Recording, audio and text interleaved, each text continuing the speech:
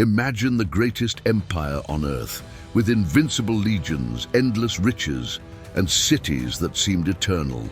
Now, imagine this colossus being destroyed, not by barbarians, not by foreign armies, but by something far more dangerous, a war born within its own walls. Rome was not betrayed by a distant invader. It was destroyed by Roman hands. The blood that stained its streets was not from enemies, but from its own citizens. This is the story of how absolute power, greed, and an insatiable thirst for control carved a hole in the heart of the empire until everything collapsed. Today, we will step into the center of this storm and understand how an internal war forever changed the fate of Rome. If this dive into history is already drawing you in, return the effort by leaving your like now. It helps keep content like this alive and ensures more people discover this forgotten part of the past. And subscribe to the channel so you don't miss the next episodes, because there are still secrets of Rome that will surprise you, and some may even change the way you see the world. Rome was at its peak. Its armies dominated lands stretching from the scorching deserts of Egypt to the frozen forests of Britain. Gold poured into its coffers, trade flourished, and the world seemed to bow before its might. But beneath the surface of this imposing power, something sinister was brewing. The wealth that once strengthened the city began to feed corruption. Generals gained more power than the Senate itself.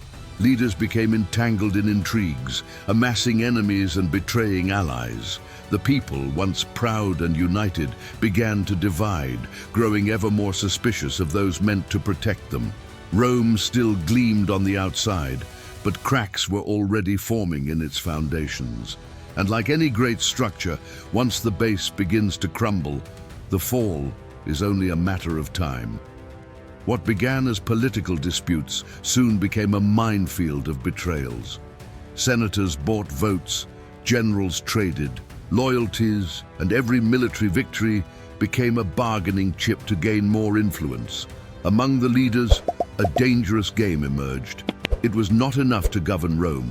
You had to control it entirely. The Senate, once the symbol of order and law, became a stage for silent conspiracies and shadowy alliances.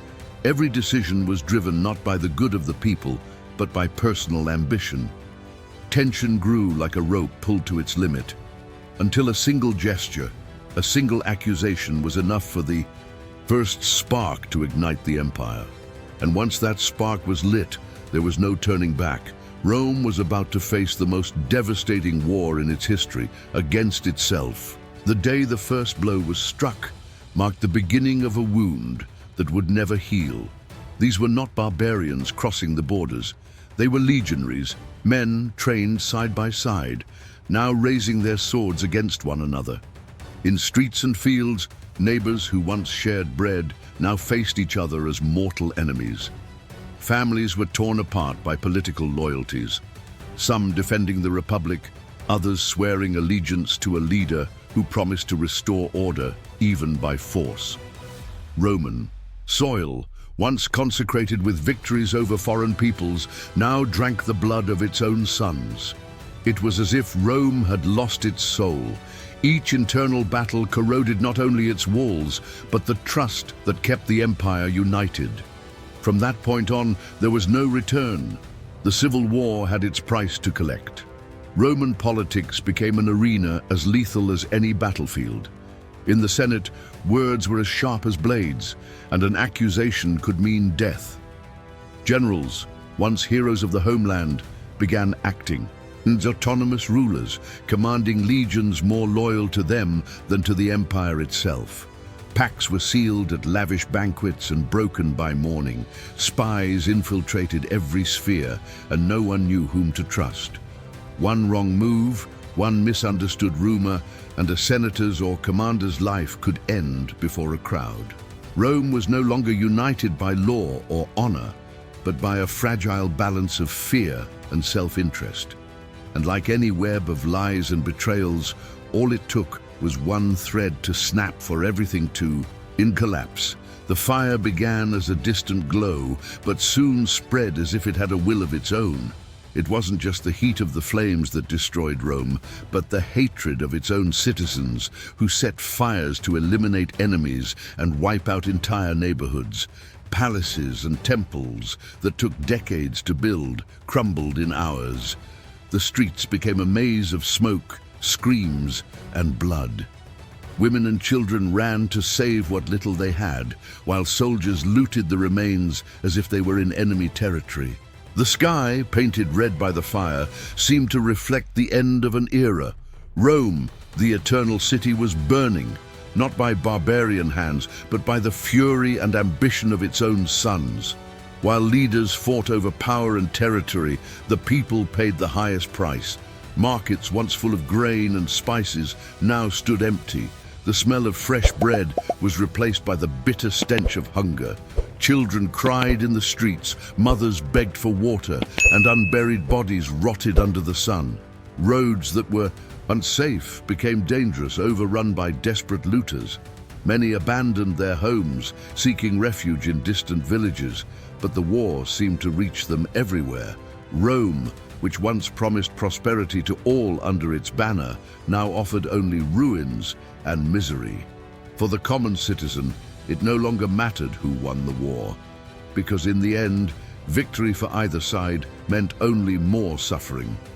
The internal war did not just destroy cities and lives, it tore out the very heart of the empire.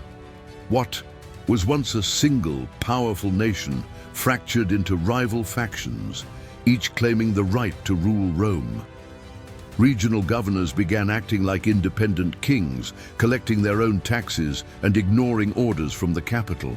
Borders once guarded with discipline were abandoned, and external enemies watched closely for the perfect moment to strike. Rome's famous unity, built over centuries of discipline and blood, was gone. Now Rome was no longer an indivisible empire, but a fragile mosaic of vulnerable territories, each fighting for survival and all doomed to fall. The story of Rome proves that no wall is high enough and no army is large enough to save an empire destroyed from within. It wasn't the strength of the barbarians that brought down the eternal city, it was corruption, greed, and the loss of the values that sustained it. When leaders become enemies of their own people and unity is replaced by personal ambition, the outcome is inevitable. Rome leaves us with a clear warning. The greatest danger to a nation is not outside. It is what it allows to grow within. A giant can be toppled not by a single blow, but by thousands of small cracks that build up until the final fall. Rome did not fall in a single day. Its collapse was a slow process, fed by poor choices and the failure to see that the true enemy was not coming from beyond its borders. Every betrayal, every internal battle, every leader who placed personal interest above the common good was another strike against the very soul of the empire. In the end, all that remained were silent ruins and the stories of a time when Rome seemed invincible. This is a lesson that echoes across centuries. Any people, no matter how strong, is vulnerable when it loses its unity and its vision for the future. The story of Rome is not just about the past. It is a mirror reflecting the risks of the present. If this content is making you see Rome, and perhaps even our own history, in a new light, return the value by leaving your like now. It's a simple gesture, but one that strengthens this channel, so we can keep bringing you stories that awaken, inspire, and change the way we see the world. Subscribe and become part of this community that not only watches, but grows and transforms with every new discovery.